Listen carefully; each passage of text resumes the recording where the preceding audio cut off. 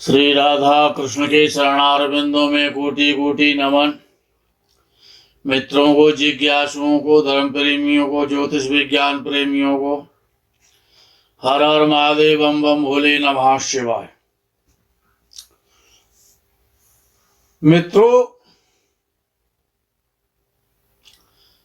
बिना सिद्धांत के सिद्धि नहीं मिलती है।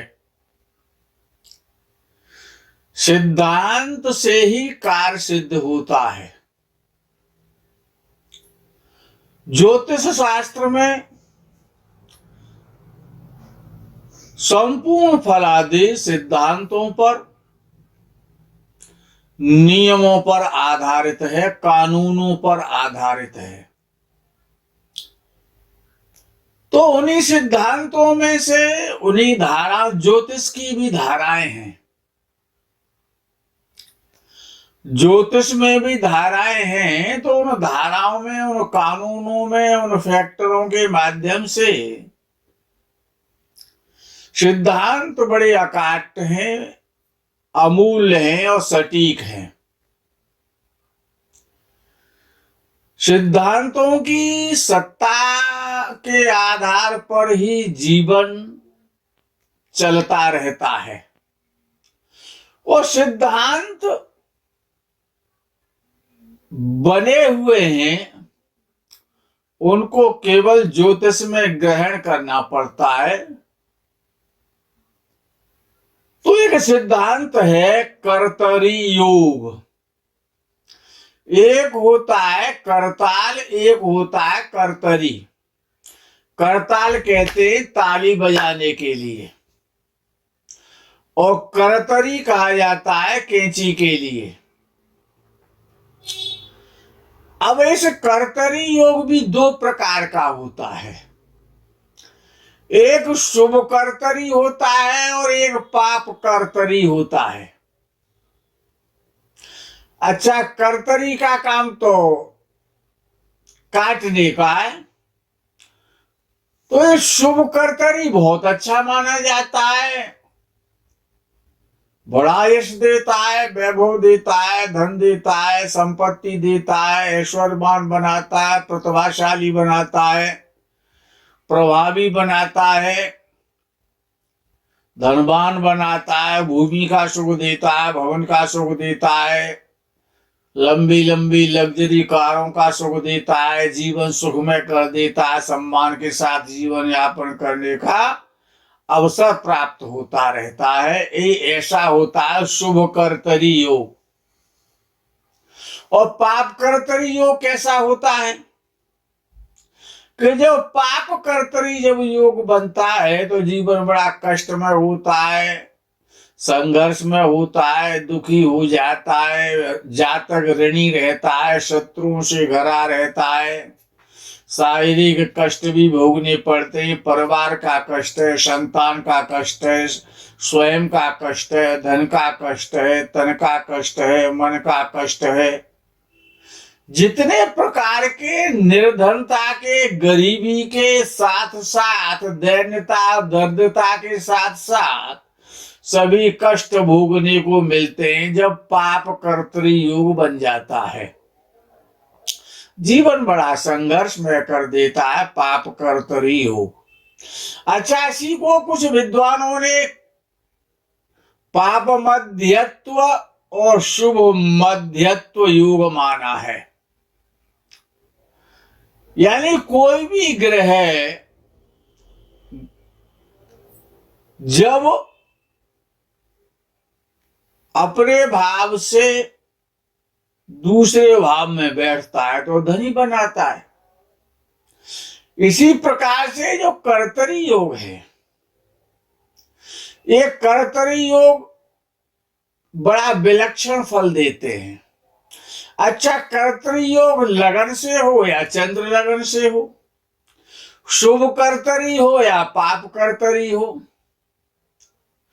अच्छा, कभी कभी ऐसा भी देखा जाता है कि जो ग्रह शुभ कर्तरी योग बनाता है वो शकट योग भी बना देता है। एक होता है शकट योग, कुछ विद्वान उसको कहने लगे साकट योग।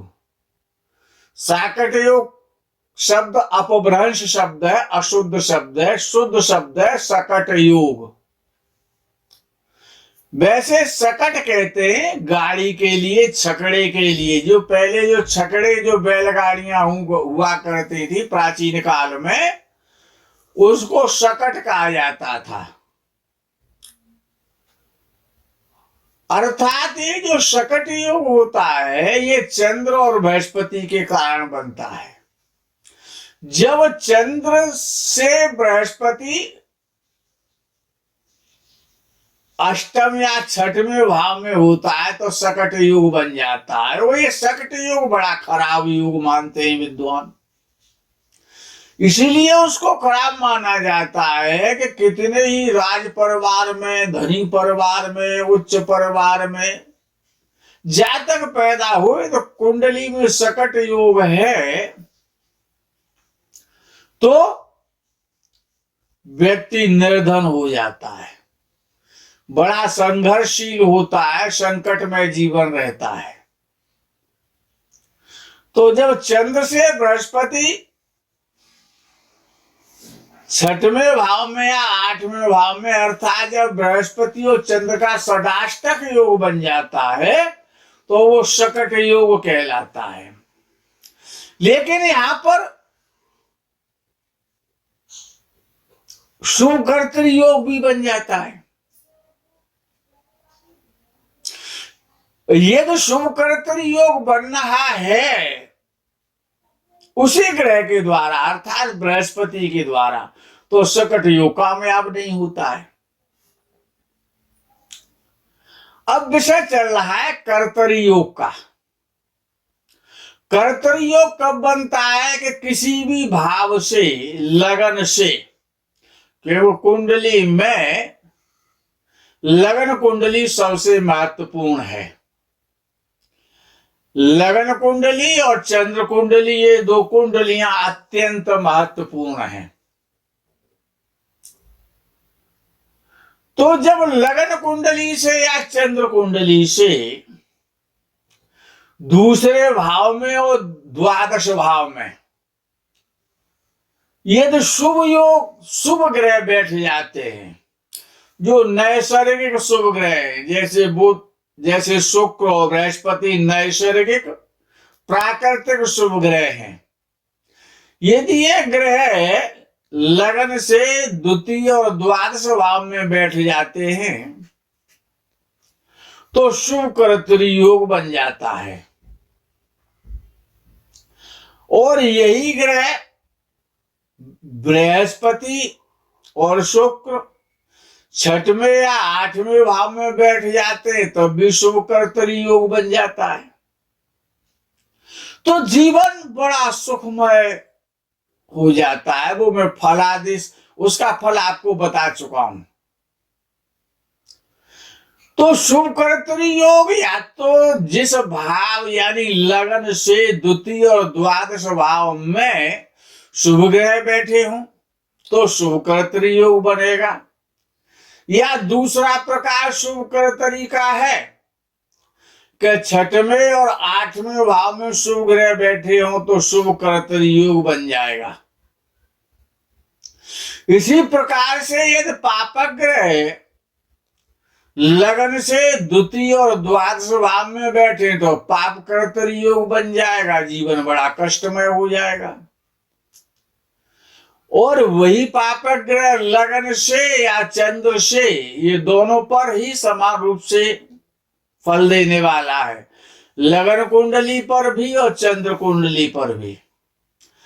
लगन से या चंद्र से छठवें या आठवें भाव में ये पापक ग्रह बैठ जाते हैं तो पाप कर्तरी योग बन जाता है।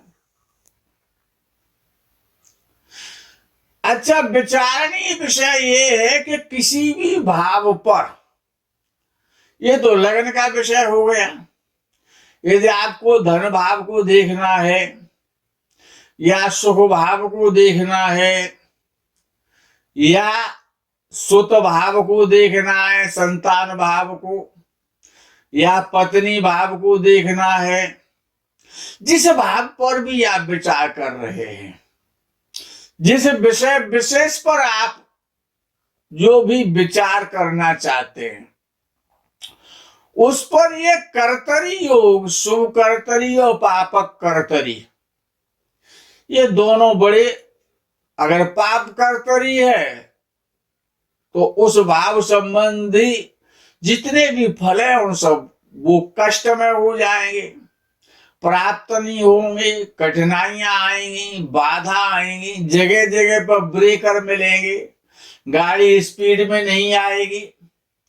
अर्थात ये पापक कर्तरी और शुभ कर्तरी योग जो है बड़े महत्वपूर्ण है। अब विषय यहां पर आता है कि ये गोचर में भी अपना काम करते हैं। अगर आपको गोचर देखना है तो उसमें भी कामयाब होते हैं, चंद्र राशि से और लगन से भी। गोचर हमेशा दोनों प्रकार से देखना चाहिए, सिद्धांत तो ये है। केवल चंद्र से गोचर देख लेना, या कि हालांकि गोचर तो चंद्र से ही बताया गया है, लेकिन यदि आप अपने फलादेश में, अपने उस कार्य विशेष में फल की सत्यता निर्धारित करना चाहते हैं, उसका प्रतिशत निश्चित करना चाहते हैं कि हमको इसका कितने प्रतिशत परिणाम मिलेगा, उस पर ये जो कर्तरी योग है, पाप कर्तरी और शुभ कर्तरी, ये दोनों अपने में बराबर फल देने वाले हैं। तो लग्न कुंडली से और चंद्र कुंडली से गोचर दोनों प्रकार से यदि विचार किया जाएगा तो तुम्हें सत्यता और सटीकता और ज्यादा निर्भांत रूप से पारदर्शी हो जाएगी, उसमें पारदर्शिता आ जाएगी, क्लियरिटी आ जाएगी। तो जब गोचर देखा जाए तो उसमें पापक ग्रहों का और शुभ ग्रहों का किस भाव पर अधिक प्रभाव पड़ रहा है, उसमें गोचर में भी ये हमको ध्यान रखना चाहिए। पाप कर्तरी और शुभ कर्तरी जो योग है वो लग्न के द्वारा, चंद्र कुंडली के द्वारा और राशि के द्वारा गोचर में देखना आवश्यक है।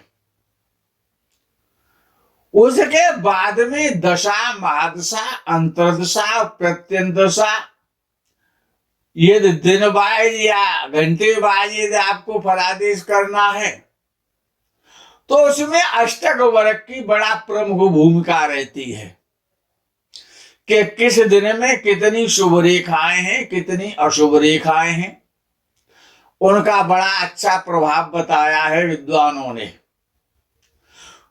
तो यदि गोचर में यदि अष्टक वर्ग को और सम्मिलित कर दिया जाए इन कर्तरी योगों के साथ साथ, और यदि अष्टक वर्ग को और सम्मिलित कर दिया जाए तो गोचर अत्यंत सटीक हो जाता है, उसकी पारदर्शिता काफी हद तक महत्वपूर्ण हो जाती है।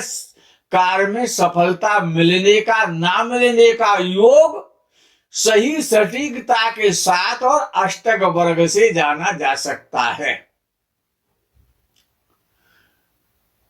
तो ये कर्तरी योग बड़े महत्वपूर्ण हैं। इन आपकी कुंडलियों में आप परेशान हैं कि सर्विस नहीं मिल रही है, शिक्षा बहुत अच्छी हो चुकी है, लेकिन दशम भाव पर यदि पाप कर्तरी योग बन रहा है तो आपको सर्विस में प्रॉब्लम्स आएंगी, सर्विस बड़ी मुश्किल से मिलेगी, उच्च पद बड़ी मुश्किल से मिलेगा। तो ये जो पापक ग्रह और शुभ ग्रहों का यही तो खेल है। लेकिन शुभ ग्रहों की महत्ता बिना पापक ग्रहों के या धर्म की जो धार्मिकता है वो बिना अधार्मिकता के बिना कैसे पता पड़ेगी? यानी धर्म का मूल्य भी अधर्म के साथ है। धर्म क्या है, अधर्म क्या है? पाप कर्तृ योग से ही शुभ कर्तृ योग की महत्ता है। अगर राक्षस ना हो तो फिर भगवान की क्या आवश्यकता रह जाएगी?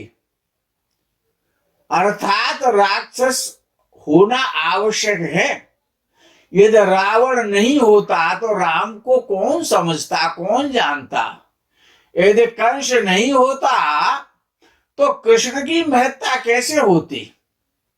अर्थात शुभ कर्तृ योग, पाप कर्तृ योग, अपने में दोनों योग बहुत महत्वपूर्ण हैं। प्रत्येक भाव को, गोचर को देखने से पहले इन ग्रहों का कर्तृ योग देखना और अष्टक वर्ग के आधार पर गोचर का फल कथन कहना, उसमें अष्टक वर्ग को बिना सम्मिलित किए ये तो कोई गोचर का फलादेश कर रहा है तो वो सत्य और सटीक फल तो नहीं हो पाता है और ज्योतिषी हास्य परिहास का विषय बन जाता है। इसीलिए प्रत्येक विषय विशेष पर आपको ध्यान रखना चाहिए कि हम जो भी सोच रहे हैं, जो भी हम फलादेश कर रहे हैं, उसके अनुकूल ग्रह स्थिति है या नहीं। आप पूर्णतया विवेक के साथ में, बुद्धि के साथ में, ज्ञान के साथ में विचार करें और इन कर्तरी योगों का विशेष ध्यान रखें। और ये कर्तरी योग द्वादश लगन से लेकर के द्वादश भावों में अपनी बहुत प्रधानता रखते हैं। मित्रों, आज के इस एपिसोड में इतना ही। आगे के प्रकरण का आपको इंतजार रहेगा। तब तक के लिए हर हर महादेव, बम बम भोले, नमः शिवाय, जय गौ माता की।